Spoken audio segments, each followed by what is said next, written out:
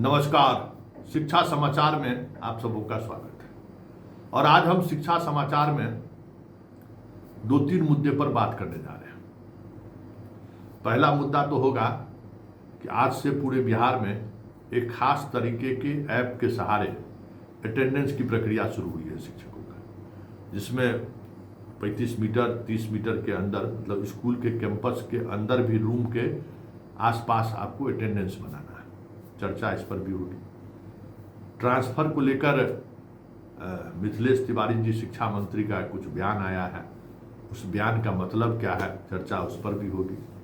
और चर्चा होगी इस सोशल मीडिया के दौर में शिक्षक की सावधानी कितनी जरूरी है, आपके आचरण पर सबों की नजर है, इसलिए चर्चा उस पर भी होगी। और चर्चा उस पर भी होगी जो एक यूपी की शिक्षिका ने नौकरी छोड़ने के बाद एक बहुत ही इमोशनल स्पीच अपने सोशल पेज पर जारी की है। ये चारों मुद्दा है, इन मुद्दों पर हम चर्चा करेंगे और यह समझने की कोशिश करेंगे कि आखिर शिक्षक जिसके बगैर राष्ट्र का निर्माण हो ही नहीं सकता है। किसी भी राष्ट्र जहां शिक्षक नहीं है, शिक्षा नहीं है, वो अराजक स्थिति है उस राज्य का, उसके देश का। इतने महत्वपूर्ण, मतलब इससे बड़ा संसाधन निर्माण का, इतना बड़ा, इससे महत्वपूर्ण फैक्ट्री कौन है? उस फैक्ट्री को लेकर जो सरकार की सोच है, वो सोच क्यों बनी? क्या सिर्फ सरकार ही जिम्मेवार है, पब्लिक ही जिम्मेवार है, या आप लोग भी जिम्मेवार हैं? चलिए अब शुरुआत करते हैं उस ऐप की, जिस ऐप के सहारे अब आप पर नियंत्रण रखा जाएगा कि आप भाग नहीं सकिए, आप स्कूल में आइए। मतलब आपकी स्थिति क्या है ये समझ लीजिए। आपके बारे में सरकार की सोच यही है कि आप भगौरा हैं। देखिए ना, वो अभी गोपालगंज में वो खबर छपी है, देख लीजिए इस खबर। क्या है खबर? घरे पर से अटेंडेंस बना रहे हैं। देखिए, ऐसे शिक्षकों का आप अगर विरोध नहीं कीजिएगा, ऐसे शिक्षकों के खिलाफ आप आवाज नहीं उठाइएगा, आप सोचिएगा कि महीना में 1 दिन हम भी चल जाते हैं तो काहे हम आवाज उठावे, बेवजह हेड मास्टर के निगाह में क्यों आए, सब तो मिलने है। तो फिर तो अभी तो ऐसा नेटवर्क से आपको बांधा है ना, आने वाले समय में स्कूल में सीसीटीवी कैमरा लगेगा, ये तय मानिए। सरकार की मंशा पढ़ने पढ़ाने को लेकर क्या है, यह बेहतर आप समझ सकते हैं। समझ गए ना? आपसे बेहतर कौन समझ सकता है? लेकिन आपका जो इमेज है भगौरा का, सरकार समझ रही है कि इसी को अगर हम ठीक कर दिए तो जनता हमको फिर जिता देगी 200 सीट से। अब देख लीजिए खेल क्या है। इस खेल को समझिए। जनता ये नहीं चाह रही है कि स्कूल में पढ़ाए हो, जनता ये चाह रही है कि मास्टरबा सब लोग ड्यूटी करे तो ड्यूटी पर बनल रहे, कहीं जाए नहीं। समझ गए? सोच, उसकी भी सोच वही है और उस सोच को सरकार समझ रही है। गांव में क्या चर्चा होता है बताइए ना? 50,000 रुपया वेतन मिलता है मास्टरबा सबको, आता है भाग जाता है। कुछ गांव वाले जो शिक्षक हैं उसको गांव वाले दबी जुबान चर्चा करते हैं, खुल के चर्चा कर नहीं सकते हैं, वो सैया बैठकों की लड़ाई शुरू हो जाएगा गांव में। तो वो भी चाहता है कि किसी तरीके से बाहर से ऐसा कुछ सरकार करे कि इन लोगों को पूरा अच्छा से इलाज हो जाए। के पाठक क्या किए?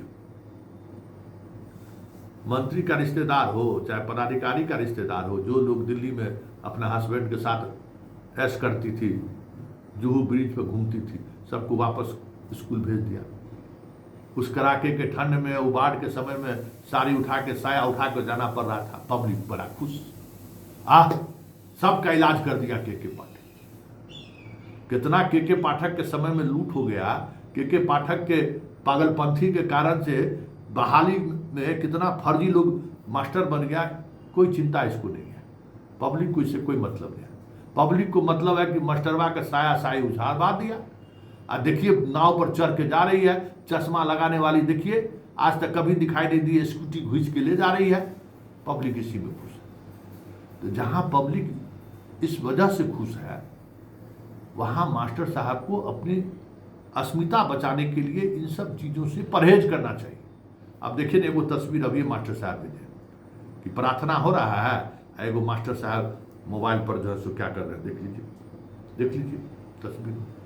क्या तरीका है भाई। एगो वीडियो भेजा कि भाई प्रार्थना हो रहा, बहुत बढ़िया प्रार्थना कर रही थी लड़की बच्ची सब, उस खबर को चलाए भी, और मास्टरनी सब आपस में गपिया रही है कि रात में हसबेंडवा के क्या खिलाया, बेटा को सुला क्या है, बेटी को।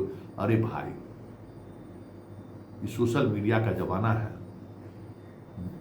चैन हराम हो जाएगा इस तरीके की प्रवृत्ति। 8 घंटा भी अनुशासित होकर स्कूल में रहिए ना भाई, जितना देर स्कूल में अनुशासित रहिए ना, क्योंकि दुश्मन आपका कहीं बाहर नहीं है, दुश्मन आपके पास ही बैठा हुआ है।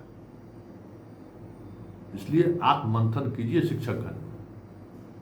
देखिए तबादले को लेकर सब शिक्षक शिक्षिका के भाई मिथिलेश तिवारी जी इजी गोइंग हैं, सब लोग जा रहे हैं आ रहे हैं, तबादला कर दीजिए तबादला कर दीजिए। तो क्या कहे हैं मंत्री जी से सुन लीजिए, उससे बहुत कुछ समझ में आएगा कि मंत्री जी को आप जाकर जितना दबाव बना रहे हैं कि तबादला कर दीजिए, उससे कहीं ज़्यादा दबाव मंत्री जी को उस गांव का लठेदवा सबका है जो इनको इलाज किए हुए है।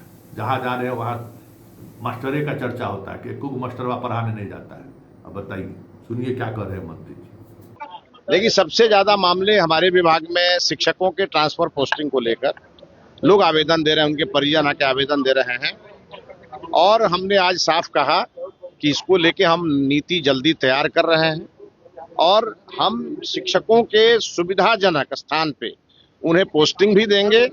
शर्त यही है कि पढ़ाई की गुणवत्ता में कोई कमी नहीं होनी चाहिए। सुन लिए। अब जरा यूपी की शिक्षिका का वो दास्तान सुन लीजिए और आप तय कीजिए कि इसके लिए जिम्मेवार कौन है। जनता जिम्मेवार है, सरकार जिम्मेवार है, तो क्या शिक्षक जिम्मेवार नहीं है? शिक्षक की कोई जिम्मेवारी नहीं है? तय करिए। क्या शिक्षक बहुत ही इमोशनल टच दिया और स्वाभाविक तौर पर राष्ट्र के निर्माण में सबसे बड़ी भूमिका अगर किसी की है तो वो शिक्षक की है, गुरु जी का है। जिस राष्ट्र में शिक्षक का सम्मान नहीं, उस राष्ट्र को रसातल में जाने से कोई बचा नहीं सकता है। संघ पर जो आरोप लगता है आरएसएस पर, यही ना कि सारे इंस्टीट्यूशन पर कब्जा करने की होड़ ने, संघ ने ऐसे ऐसे अयोग्य लोगों को बिठा दिया है सब जगह, जो पूरा इंस्टीट्यूशन में कहीं की दिमक लग गया है। तो यूपी के इस शिक्षिका का दर्द बयां कर रहा है कि हमारे यहाँ एजुकेशन सिस्टम कहाँ जा रहा है। और यही वजह है ना कि शिक्षक को सम्मान नहीं मिल रहा है। तो आज जो सबसे फेलियर है, जिसको कुछ नहीं हो, पहले कलेक्टर नहीं बना, कोई डॉक्टर नहीं बना, इंजीनियर नहीं बना, बीडीओ नहीं बना, सीओ नहीं बना, कर्मचारी नहीं बना, तो वो सब मास्टर बन गया, वो सब प्रोफेसर बन गया। तो सबसे जो लोअर ग्रेड का जो स्टूडेंट रहा, वो आज पढ़ने पढ़ाने का काम कर रहा है कि नौकरी नहीं मिला तो चलो मास्टर बन जाते हैं, नौकरी नहीं मिला तो चलो प्रोफेसर बन जाते हैं। क्यों? क्योंकि सरकार ने भी ऐसी व्यवस्था बनाई कि मास्टर साहब हो या प्रोफेसर साहब हो, या इस नौकरी में युवा वर्ग सबसे पहले अपनी प्राथमिकता दे। इसके लिए जो माहौल बनाने की जरूरत थी, सरकार ने एक रणनीति के तहत उस माहौल को बनने ही नहीं दिया। हालात सामने में, जरा इस यूपी की इस लड़की का ये दर्द सुनिए और उस दर्द से समझिए कि देश कहाँ जा रहा है। विश्व गुरु ऐसे ही बन जाएंगे हवे में। अरे मास्टर साहब लोग, आप समझिए कि विश्व गुरु बगैर आपके बगैर बन सकता है देश? अपने पता नहीं इनका अपना खुद का डिग्री क्या है, सो कहाँ पढ़े हैं नहीं पढ़े हैं, कुछ अभी तक अता पता नहीं है। हैं? मैट्रिक भी पास है कि नहीं है, कुछ किस अभी अता पता नहीं है, और चले हैं देश को गुरु, विश्व गुरु बनाने के लिए। विवेकानंद जो है गए दुनिया में शून्य पर बोलने, तो पढ़ने पढ़ाने पर ना, कि उनका भी तो कोई गुरु था। आज कहाँ है गुरु? किस गुरु के सानिध्य में आकर आप शिक्षा प्राप्त कीजिएगा? तो इस आवाज को आवाज मिलाने की जरूरत है।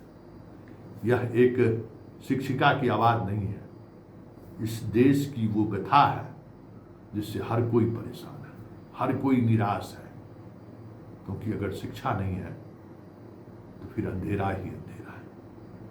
हम इस शिक्षिका को सैल्यूट करते हैं।